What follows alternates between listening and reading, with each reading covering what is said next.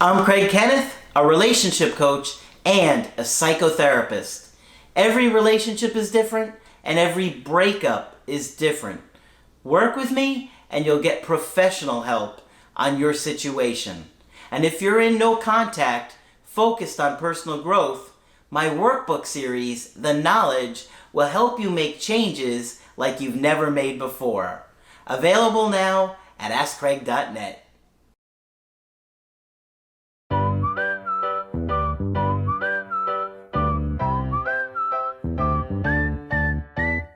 Hi there, I'm Coach Craig Kenneth. And I'm Coach Victoria. And in this video, we're going to be talking to you about when your ex's struggles cause the breakup. People deal with mental health issues, it seeps into the relationship, and sometimes it causes it to dissolve. Yes, it's a big factor in why relationships don't work. Before we get into it, I did want to say that Craig and I are available for coaching sessions. So if you would like to talk about your situation one-on-one with one of us, you can head to the website. Yep. And be sure to subscribe to the channel. I never ask you guys to do that, but it helps the channel grow. So thank you for doing that and supporting the channel. So in order to make a relationship work, you have to be relatively healthy and in a good, stable place in your life. If there's so much turmoil going on, whether it be career-related or stress-related, family-related, or mental health-related, those things are gonna cause the relationship to fall apart because you have to be in a good place and you have to have the energy to take care of a relationship. It needs constant attention, and it needs both people being able to take care of that connection, because if you don't, then you just become distant and problems come up and arise, and then it weakens the connection. Right, a relationship needs that emotional energy. Yeah. So I've got a good email coaching today, and this is from a woman in her early 40s, and she was dating a guy in his early 30s. And they were together for almost 6 years. Wow. Okay. So he was a bit younger when they started dating, only about his mid-20s. And she was, obviously, there's a pretty decent age gap here. Okay, so she says, we met at work, and after months of friendship, I ended my 12-year relationship to be with Steve. Wow. Wow. So imagine that. She was in a 12-year relationship, meets him, and decides she's going to leave somebody to be with him. So, of course, that could cause problems right there. Right. And I'm already thinking about the underlying patterns there. You know, was she in this unhappy relationship and didn't know how to get out? And Steve was the catalyst for that? What did Steve have that she wasn't able to muster up herself to be able to leave that relationship? Yep. So it makes me wonder, how outspoken is she about some of her concerns? Can she be authentic? Or does she have to wait until there's another crutch, until she's ready to exit difficult situations? Yeah, it's a struggle for a lot of people. She said, I wanted to ensure it wasn't just a rebound. Our relationship was strong. We viewed love as a daily choice and respected our differences. It was Steve's first relationship. Wow. Wow. And while I worried it wouldn't last because of that, well, yeah, it takes time to learn how to navigate a relationship. Right. You don't have those skills just, if it's your first girlfriend. And when it's a first relationship, your standards for relationship are very different than if you have had some experience, Yeah. So, this is his first time. She's, in essence, setting the standard for him. So I'm curious how this is going to play out. Steve was always focused on resolving issues quickly and staying positive. We moved in together and Steve started his business, which took off. He worked full-time and toured extensively. Let's just say he's in the music industry. Okay. Performing 75 gigs in many countries in 1 year, using all of his time off. So that would be exhausting. Okay? I supported his music from the start and giving him space, though he often rejected my offers to help run this business. She says he's hyper-independent. In May of 2023, Steve wanted to wear feminine clothes publicly. I was okay with it, but asked him to wear masculine clothes when we were out together. He revealed in therapy that my partial acceptance made him feel unloved. Okay, so that really complicates things. Now, I think she was really being fair there, right? I think it was really a compromise to say, okay, I'm okay with you doing that, but I'd feel more comfortable if you were wearing masculine clothes when we were out. Yeah, and I could see how it's confusing for her, you know. Her partner presented one way in the beginning of the relationship, and now there's a shift, and she's struggling to adjust with that shift. Yeah, that's true. It's not like he was wearing feminine clothes from the get-go. Right. In which case, you know, you've kind of accepted that and known that about the person. So I think that's kind of a fair compromise, at least to start with. I mean, who knows? Maybe she would get more comfortable with the idea of it as it progressed. Right. So I didn't think it was that judgmental and unaccepting. Right, and in the start, you know, I know many of you are thinking of the ideal. Why should she care what other people think? But at the same time, you know, that stigma is real. It does take time for people to get accustomed with. You might get certain looks out in public. Yeah. Just like a lot of people who are in the queer community who are just coming out or being more public or expressive with their relationship, there's that hesitance. How are other people going to treat me? Yeah. So, you know, I wonder if he's also able to understand her side of things, if there is this mutual understanding there. It sounds like maybe he was so hurt about that it was hard for him to see her side of it. And it's a vulnerable thing for him to be able to reveal to her, you know, so yeah, I could see how the partial acceptance for him too is difficult. Yeah. It's not something difficult to navigate, but I think she probably handled that better than most people would. I think some people would have just said, this isn't for me, and just left. And then you're really going to feel judged. Right.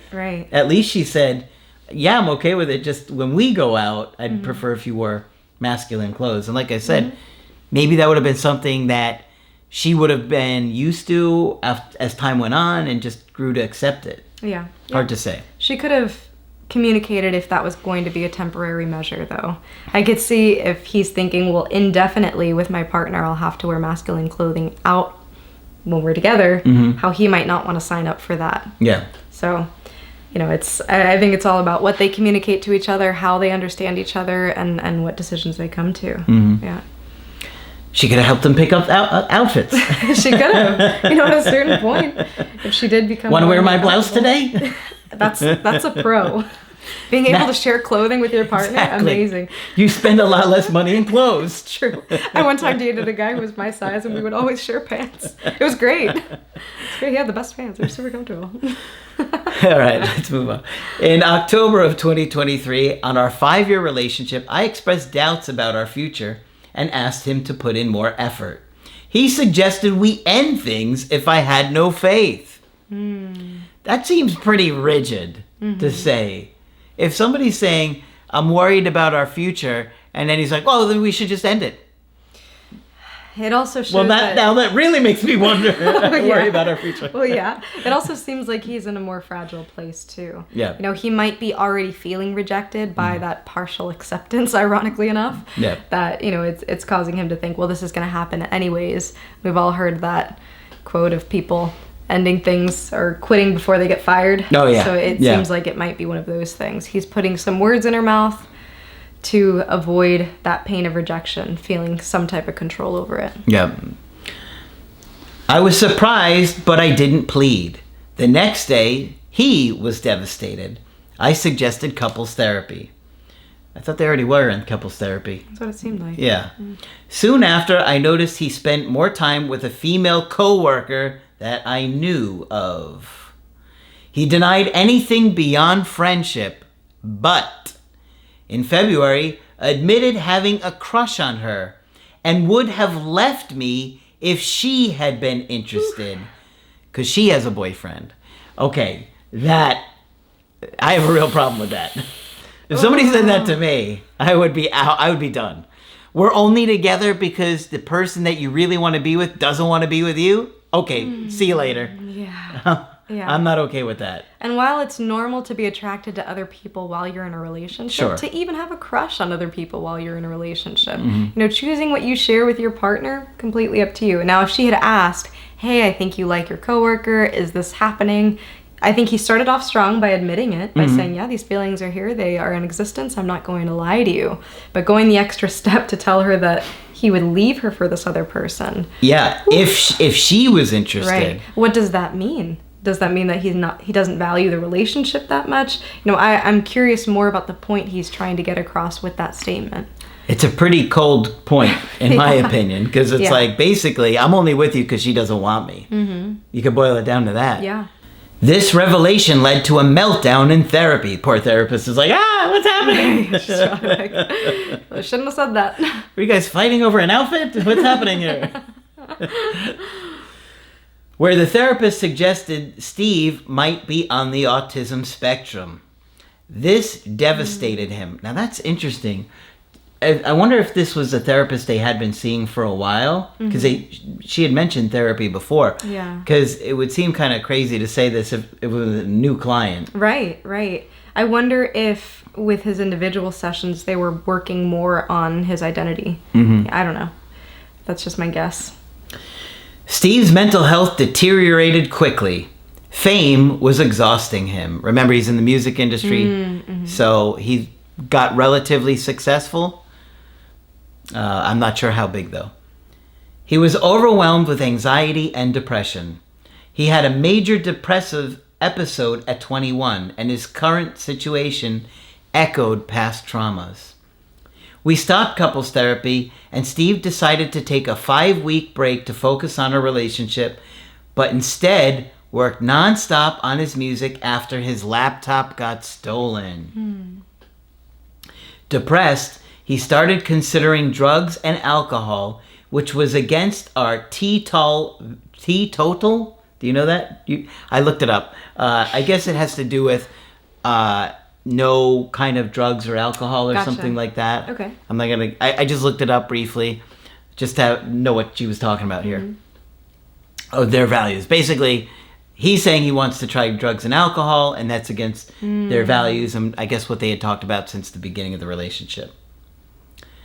I told him I wouldn't stay if he started using drugs, and he begged me not to leave him. I was in individual therapy, but Steve delayed starting his until May. He eventually realized his infatuation with the other woman was harmful. After his break, he was distant, focused on music, feeling numb, and unable to communicate. He finally broke down via text on a very stressful day. Now that sounds like depression, right? Yeah, and it sounds like the only thing keeping him together is the music in all of this. That's his one way of coping, but I'm imagining that this is very difficult for him, between coming out to his partner, between a possible autism diagnosis. He's really trying to figure out who he is, his identity, what these labels mean, what they mean for his life. So I understand that, this is taking a huge toll on his mood, how he sees the world.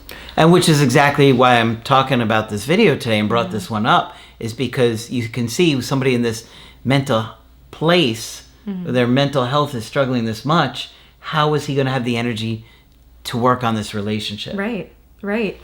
And I am hoping that in this situation he's continuing to go to therapy to educate himself more on these different issues, because it seems like it doesn't say this in the email, but I'm getting that he feels a lot of shame based off of all of these things.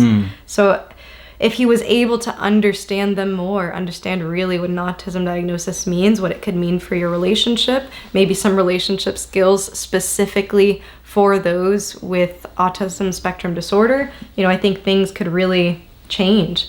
But seeing all of these things as being really overwhelming and not knowing what your next step is, very challenging. Yeah. Okay, there's a little bit more here. 2 days later, I had a panic attack and Steve helped me through it. He expressed his feelings of worthlessness, guilt, and depression, admitting the breakup wasn't about me. All the stuff we just kind of touched upon right now. Agreeing he made the relationship dysfunctional. He wanted to stay single to work on his people-pleasing issues in therapy. Living separately and occasionally meeting was not an option for him. It took Steve 8 weeks to find a flat, and he had been staying in Airbnbs. I helped him with practical things, as his anxiety was affecting his executive function immensely. Once he moved, I initiated no contact and focused on my life. Steve sent me flowers to thank me for all the support and help post-breakup. I know I can't save him, and his mental health is his responsibility, but I still want to repair our relationship. I'm patient and can live my life without him, though his presence would enhance it. However, I am aware of being the only neurotypical person in his circle and not part of his music world. Given your experiences, am I hoping for something that will not happen? Okay, so there's a lot going on here. And I would say that it's too early to say if you can salvage this, because as he's pointed out and we've kind of pointed out here, this is about him more than it is about you or you and him. So this is really going to be about, can he improve his mental health enough to the point where he can be in a relationship again? Yeah.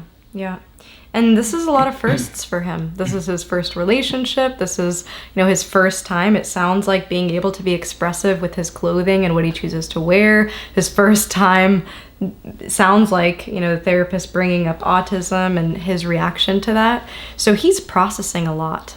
It seems like you've had some experiences in your past. You've been able to state your boundaries to him. He's experiencing all of this stuff, and it seems like it's going very, very fast for him. He definitely needs that time to figure things out on his own. I don't blame him for not wanting to live separately and continue seeing each other. It seems like he needs some space to be able to make his own decisions. Yeah. I do think it's good that he does. It sounds like he has other people who are neurodivergent around him, and I'm hoping that he has a supportive queer community or those who also express themselves in a similar way, so that he doesn't feel so isolated in that. Yet it does concern me about the drugs and alcohol, because we know that with mental health issues, when we have these things available to us, it can be a spiral and it can be a pit hole. So I can see where her concern is coming in. She may also be wanting to meet with him regularly just to check on him to make sure he's okay. I mean, they've been together for over half a decade at this point. Yeah. I understand that she's concerned for his well-being. And that's what's tough about these situations when your ex does have a mental health issue. Yeah. Is you worry for them. And so it's hard to do no contact when you're worried about someone that you care about and their well-being. Yeah. His struggles, he's got to work through them. He's got to get to a better place where he's ready to have the energy to try and repair this. And you got to be careful, because unless he really processes and deal with those things, those issues could come up again and lead to another breakup. Right. So this is why you always have to consider what's going on with your partner and their issues, because those struggles can lead to a breakup like they did in this situation, because he really didn't have many complaints about her. Yeah. Right? Yeah. And there seemed to be a lot of positive stuff. Right. And I would say educate yourself. If I were you in this situation, I would be learning a lot more about autism, about how it shows up in relationships, interpersonally, romantic relationships, all of the above. I would also be learning more about his gender expression. I would be finding communities that are accepting of that. I wonder if she would have been more comfortable going out with him presenting more feminine in queer accepting spaces. I don't know if that would have made a big difference for him. I imagine that his music community might be an accepting space. So these are just things for you to consider in this period of giving him space as you reflect back on the relationship. I do think that space is important at this point. Yep. He's got to figure it out and get to a good place. And he is also adult enough to, if he does need help, he can reach out. This is the hard part about having an ex with mental health issues, is that you have to be able to create that structure for yourself. You have to be able to have boundaries for yourself, or you can easily get drawn in. Yep. Yeah, exactly. That's very true. All right, but there's a lot going on in this situation, and it's really his issues that have caused this to fall apart. And I'm not trying to blame him. It's just that he isn't emotionally in a good enough place to maintain this relationship. And so as much as you want to help him, you got to take a step back, look at the situation, the pros and the cons, how it would work for you, and the possibilities that maybe he decides to become more feminine in his expressions or other areas. We don't know. We only know a little bit, but those things might not be okay for you. Those might be deal breakers for you. And she has to consider that too. Right. And I would say if you have natural caretaking instincts, this video is definitely for you. Pay attention here, because I know this might be an alternative situation to what most of you might be experiencing, but a partner having mental health issues of any sort, these themes come up of you wanting to care, sometimes break no contact to show that care and support. Of course, these are always decisions that are up to you, but a lot of times people need their own space to be able to learn how to take care of themselves on their own, especially when they ask for it. So. Yeah. A lot to think about. Yeah. If you'd like to get our help personally, you can do that on my website, askcraig.net. I do email coaching and I do Skype. Coach Victoria is also available for Skype coaching. I'm here whenever you'd like to chat. Just click on her name at the top of the website to schedule with her. But that's it for this video. I'm Coach Craig Kenneth. And I'm Coach Victoria. And we will talk with you soon.